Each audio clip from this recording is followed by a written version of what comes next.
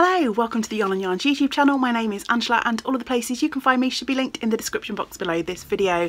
Welcome or welcome back to the channel. You are most welcome here. I'm most often found here chatting about my adventures in knitting, spinning, crochet and weaving, but I do also pop up occasional videos about journaling and bookish things as well. So hopefully amongst all of that lot you find something to enjoy here. Today for this video I'm going to be talking about my sort of January making roundup, I guess. All of the projects that I worked on in January.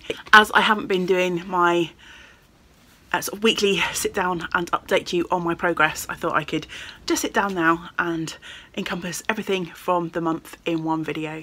I have knitting, spinning and crochet to share with you today.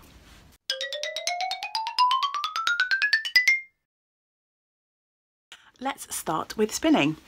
I have 4 spinning projects to chat about, one of which I don't have to show you.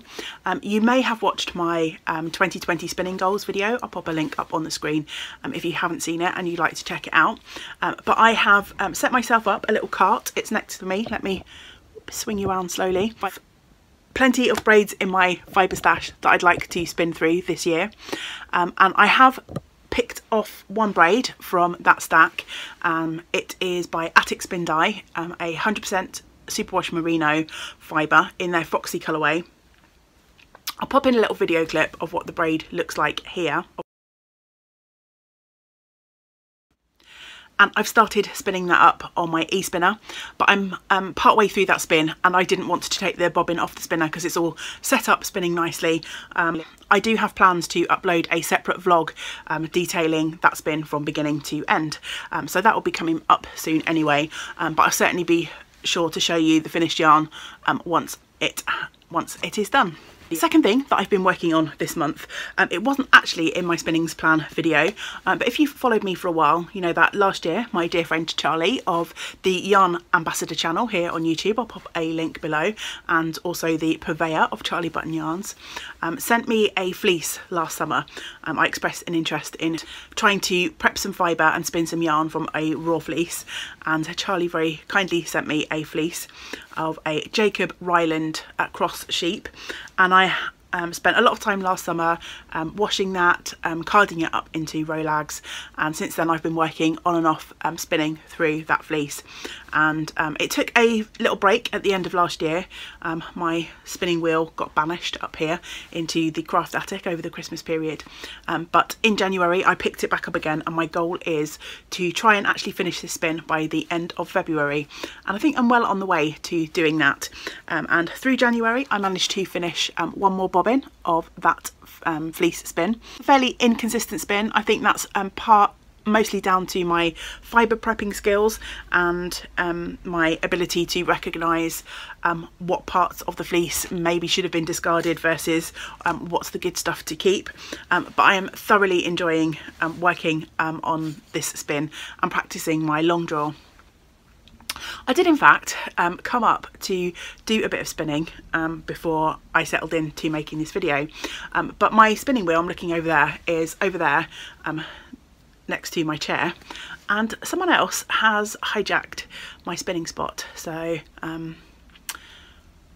yeah, let me share with you what I mean. Say hello, Newt. Grumpy. So hopefully she'll vacate that chair later on today and I'll get a chance to work on my fleece spin. Next up for spinning I have some singles yarn to show you. I picked out a braid of fibre, not from my cart. This was before I had decided on what was going on my spinning cart, but I was itching to start a spin, so I just grabbed a braid from my Nellie and Eve Fibre Club stash. For the last year or so I've belonged to the Nellie and Eve Plant Dyed Fibre Club, and every month I get sent 100 grams of fibre, mostly braids but sometimes bats, in beautiful natural dyed colours. This was the April 2020 club colourway in the apple blossom colour, and I just grabbed it as something to spin. But as soon as I started spinning this, an idea started to form for what I could make with the yarn that will eventually emerge from these singles. I'm not going to say too much about that project here because again I have a separate vlog which will hopefully detail the spin from fluff to finished object. I started that video and then shortly after I started recording my idea for this, the Fluff to Stuff cowl was announced, and if you have not heard of that, it's a make-along being hosted by Mars of Hey Brownberry, Grace of Bubbles Travelling Yarns and Mina, the knitting expat, and for this year they are encouraging people to spin with intention or to knit with their hand spun yarn. So there's an Instagram account to follow for Fluff to Stuff, and yeah, I'm going to be entering this project in the Fluff to Stuff cowl because coincidentally my idea was to take this from Fluff to Stuff and then they announced the cowl, so perfect timing. So yeah, I'll chat more about that in the future, and as I say, there'll be a separate vlog entirely devoted to that spin, so if you're interested in the spinning side of this channel, you won't miss out on anything to do with that fibre. And then finally, for the spinning segment, I have been working on my supported spinning project, and this was one that was on the cart. This was a spin in progress that needed to be finished, and I'm really happy to say that throughout January, I think I pretty much worked on this more or less every day from the moment that I sort of gathered my cart. So from about halfway through the month, I have been practicing working with my supported spindles for a little bit every day, hoping to improve my supported spinning skills. For this spin, I am using some beautiful Cambrian fibre from Hilltop Cloud. Cambrian fibre, I think, is a Welsh mule fleece fibre, and I purchased one of their seasonal gradient packs at the end of last year, thanks to a wonderful, generous gift from my dear friend Jenny. Hi Jenny, if you're watching, who gave me a gift voucher for Hilltop Cloud. I think when the month started, I've started winding these. There's 2 single plies here. I've started winding them all up into plying balls, so I can just make a 2-ply yarn from these once I've finished spinning the singles. But I have spun the first 3 colours, and I think that one was more or less finished before the beginning of the year anyway. So I've got those sitting patiently waiting to be plied. Last night I finished the 4th colour, so as you can see I've got 2 supported spindles, both from Enid Ashcroft. You will find her on Etsy. This one's a beautiful bur oak spindle and this one is a bog oak spindle, and I'm just splitting my bumps of fibre that originally looked like that in half and spinning each half to my spindles, then winding them off into a plying ball, waiting patiently to be plied at some point. So yeah, I have made excellent progress on this spin, if I do say so myself. And I've just got the pink colour left to spin. So my job this evening is going to be to wind these off into a plying ball, and then I'm going to split this up and start pre-drafting it, and hopefully by the end of February this will be a spin off of my cart finished. That was everything for spinning in January.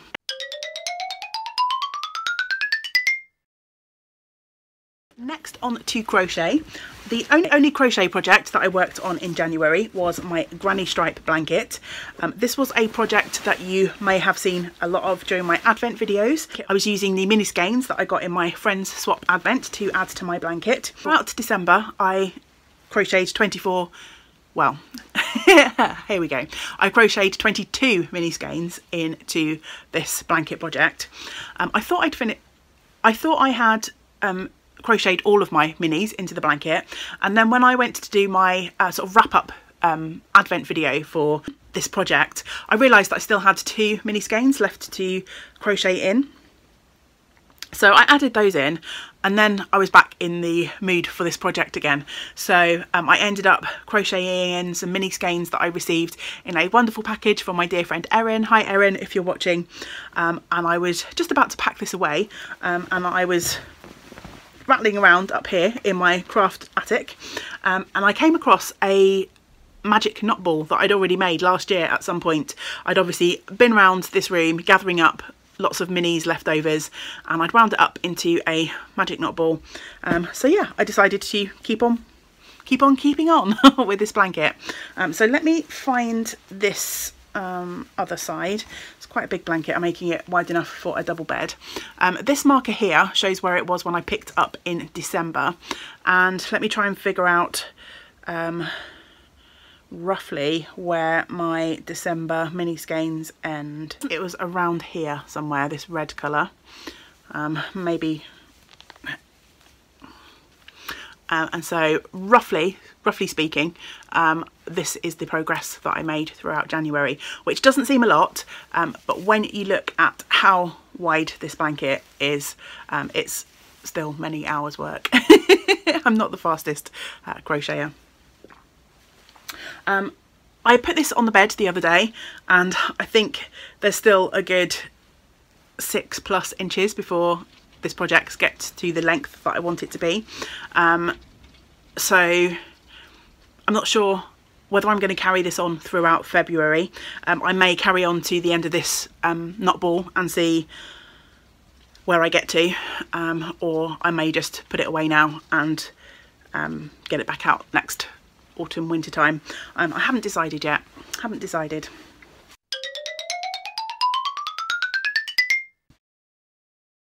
And finally on to knitting. At the beginning of January I was working still on my 12 cast on projects, so I think as January ticked over I had 4 more projects to cast on, so obviously I concentrated on those for the very beginning of the month, and then I moved on to kind of a new system of working through my projects, whereby I try and pick one project to work on every day, and then alongside that I have another project which I just work on as and when I have the fancy. And I kind of rotate out that second project depending on my mood. So throughout January I worked on 4 knitting projects, and it turns out if you concentrate on a couple of projects rather than working on all of the things all of the time, you end up with finished objects, because I have 4 finished objects. The first one you may have already seen on my last video. I knit a pair of socks for my dear friend Zoe of Pins and Needles podcast. Again, I'll pop a link to her channel down below. And a group of friends, the same friends who did the Advent swap, have been knitting socks for each other. It's like a secret sock exchange, so we're all knitting for one other member of our little friendship group, but the recipient doesn't know who's knitting for them. So I don't have those socks to share here, but if you haven't watched the video and you're interested in seeing those, I'll pop a link up to that video on the screen. Aside from Zoe's socks, I finished 3 other projects. 2 of them were quite big projects and another sort of smaller project. So the first project, and it's one of my 12 cast-ons, so 12 on the needles, 1 down, 11 to go. I finished my New Moon slipper socks, which is a lovely pattern by Ellie of Curio Stitches, and again I'll pop a link to Ellie's YouTube channel below this video. And I knit these slipper socks from my own handspun yarn. This was a skein of Polworth that I spun up, originally dyed by Witchcrafty Lady and kindly gifted to me by the lovely Martin of Knit365, and again I'll pop a link to Martin's channel below. I'm giving myself lots of work today, aren't I, linking to everyone's channel. So yeah, absolutely gorgeous. I really enjoyed knitting these. They were quite a quick knit. This is a DK weight yarn.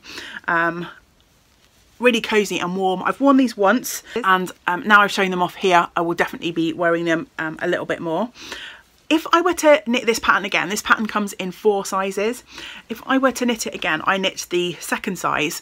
I think I'd go up and knit the 3rd size. I plumped for the 2nd size because I was sort of trying these on, they're toe up. I was trying them on as I went along, and the 2nd size fit really nicely. But of course what I didn't really take into account is, because the idea is that they kind of act as slippers, I probably should have gone up to the next size to give myself a little bit of room, because if I try to wear these with anything underneath them, they are really snug. They're definitely wearable, but I think for a slipper I would like slightly more room, so I think if I knit these again I'll go up to the next size up. Other than that, I pretty much knit to pattern. I believe there were an extra few rows on the top of the leg in the pattern, but I left that out. I decided I wanted these to be sort of like quite short, to really kind of reflect the the fact that I was going for a sort of slippers rather than a warmer pair of socks. But yeah, other than that, I knitted a pattern. It was a really lovely pattern. You get this beautiful sort of texture. Yeah, straightforward knit. Really enjoyed it. And I'll be entering these into Lisa's make along. Lisa is the Soulful Spinner here on YouTube, link below. And she is hosting a Warm Feet Cal, which ends I think on the 14th of February. So as I'm recording this, you'll still have a week or so to whip up a pair of slippers or a thicker pair of socks if you fancy entering Lisa's Cal. Fun that I managed to get one of my 12 cast-ons off of the needles in January. Wouldn't it be amazing if I could get one off the needles every month?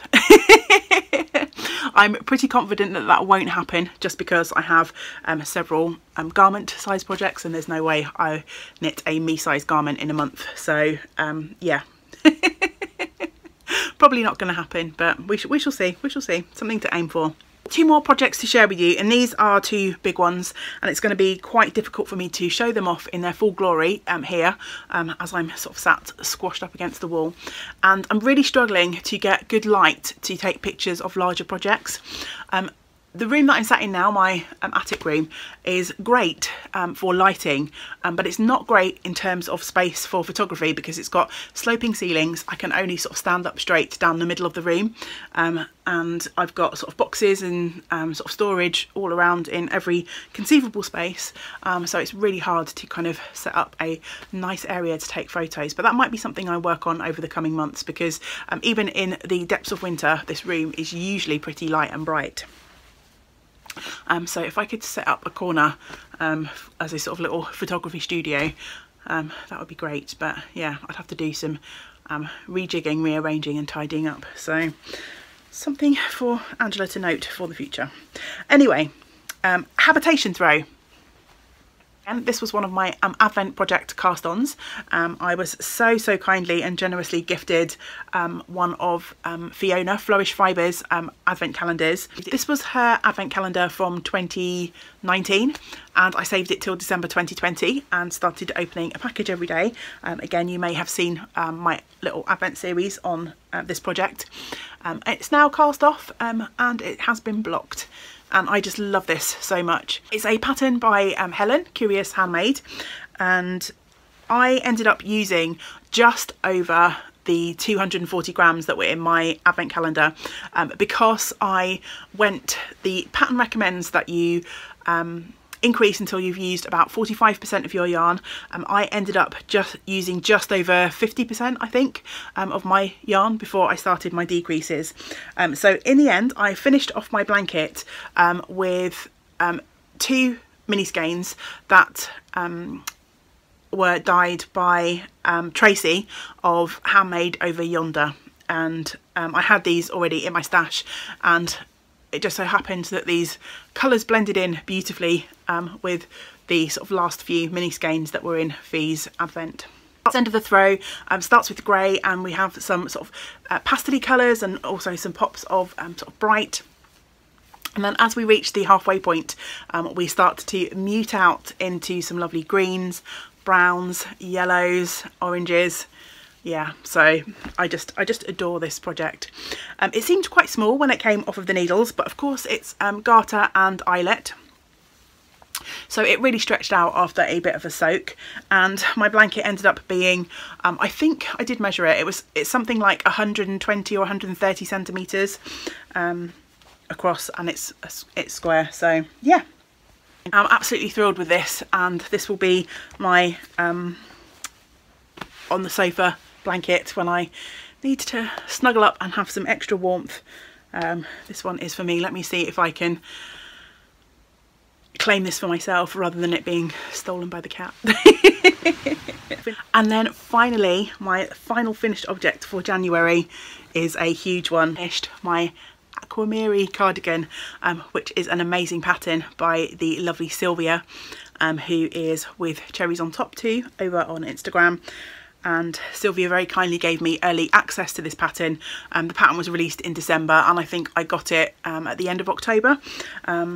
she asked if I would sort of take part in a informal sort of test knit, sample knit type thing, and mine is now finished. Yay! Again, this is a really long line cardigan.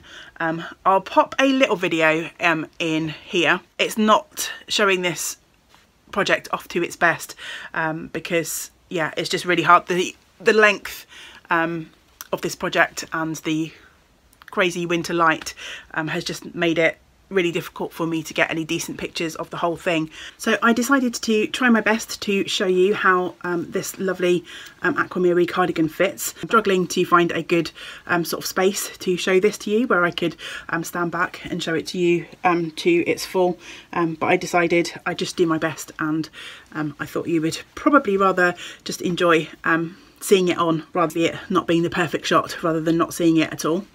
So if you do the top button up, that sort of cinches this big sort of collar in. The preference is to not do the top couple of buttons up, and then I can sort of fold this over into a nice big sort of shawl collar. And let me just try and angle this down a bit and step back from the camera so you can see. You have to ignore the messy background, but just so you can see the length of this. So I think you can see that it comes down pretty much to my knees. Got my pockets is. And I just love it. Got the beautiful stripe and intarsia design on the back. And obviously that is also echoed down the front panels as well. So yeah, Aquamiri, all done, and I love it. I knit this more or less to pattern. A few modifications, which was just me not reading the pattern properly. So in Sylvia's original design, you can see here on the striping sections, there's a garter stripe. This middle section is a stockinette, and then this top section should be also a garter stripe, but I somehow made that stockinette as well. And then when I was knitting the pattern, there was a little bit of an errata for the pocket detail. The pocket placement is a little bit out for where it should be, but honestly, no one would know. I put some ceramic buttons on my Aquamiri that I had in the stash at the shop. I blocked all the pieces before I sewed them together, and then I steam blocked this once I had picked up and knit for the button band and the collar. As you can see, it's a really sort of wide button band and collar. I do really need to give this bottom edge a bit of a block. This is the only issue, and it's only on one side. If I just unbutton this bottom button, you'll see what I mean. On this side here, I've got a pretty nice straight edge, but on this side here, I obviously muffed up the picking up of the stitches because I've got like sort of quite a dip. It's like pulling in here, so I'm not sure what I did. I don't know whether I accidentally decreased a stitch, or quite often when I'm picking up stitches for the button band, the final stitch that I pick up, I actually try and pick up from the bottom edge. I just didn't do that in this case, but I think this will be okay with a bit of blocking. If I wet this edge and then pin it out to dry, I think that will sort of help straighten that edge out a little bit, hopefully, because I ain't ripping out this. Look at this, like 5 or 6 inches I think it was of 2x2 rib and 400 plus almost 500 stitches per row. So yeah, I ain't ripping that out.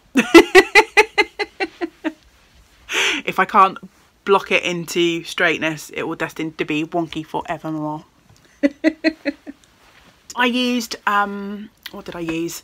I used the Croft DK yarn from West Yorkshire Spinners for my main colour and the blue, and I used the skein of Cartrev DK in the Flam colourway for the orange. It has these beautiful sort of intarsia and stripe details on it. Just hold up the back so you can see that patterning. It fits lovely. It's like the long line snuggly cardigan of my dreams. And yeah, at some point I will definitely get some sort of modelled photos or a modelled video to show how this fits. So yeah, everything for my January making wrap up. Thank you so much for joining me, listening to me waffle on about my projects. Let me know in the comments below whether you finished any of your projects in January. I love to chat to you, and I love to know because I'm just nosy or interested, as someone said in my comments before when I said I was nosy.